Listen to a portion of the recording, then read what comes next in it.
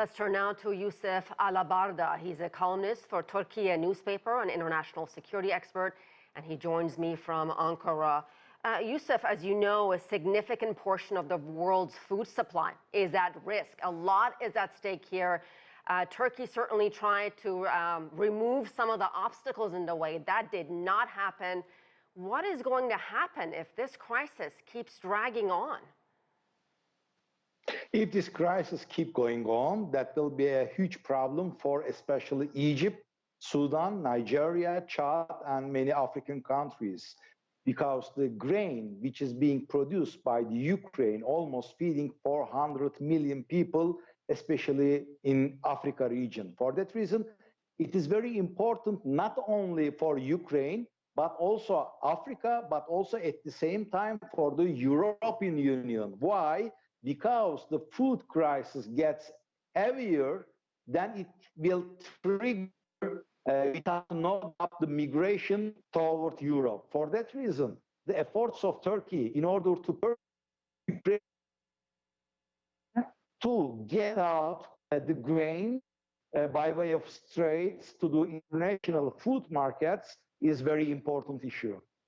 I think our connection with you is a little sketchy. I'm going to try to ask you another question. Hopefully we will not lose you. Ukraine, as you know, has accused Moscow of weaponizing food supplies. Russia says Ukrainian mines laid at sea and international sanctions on Moscow are to blame. So what is really going on? How do you figure out who's doing what and who is really to blame here? If you talk to the UN and US and its Western allies, they clearly put the blame in Russia's court.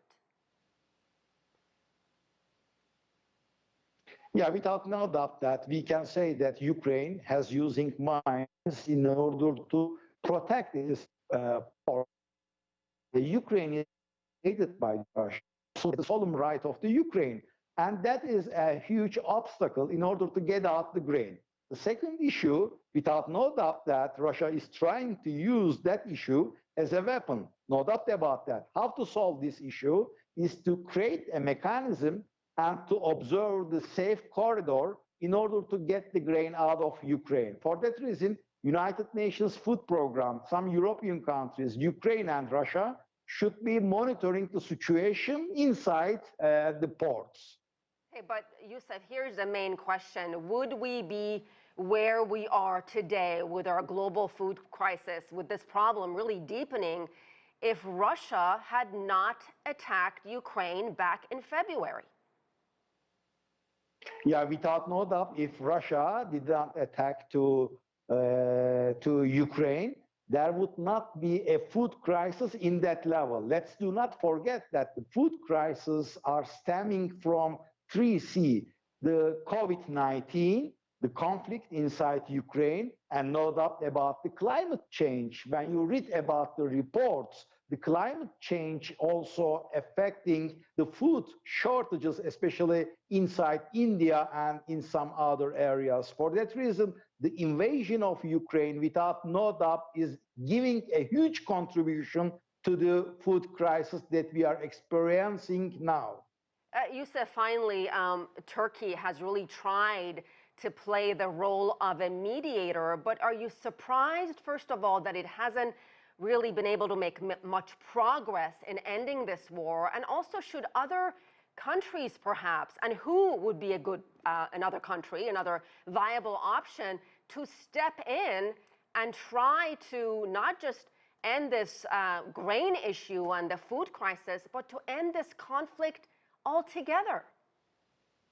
Yeah, the Turkey's effort is huge in order to end this conflict. The Lavrov is visiting Turkey since the invasion has started for the second time, and there had been also peace talks in Istanbul. But when it comes to the conclusion that the Ukrainian government is not keeping the promises from time to time, and the Russian invasion, without no doubt, there is no word to explain the situation. That is a pure invasion. We cannot blame at the same time the Ukrainian side for fighting for their country. But what is being said on the table in Turkey later has been changed by the Ukrainian leadership. For that reason, we should understand why Ukrainian leadership is trying to change what he has promised on the table. So we don't know what the Ukrainian leadership will decide at that level of the conflict. When you take a look at the United States and some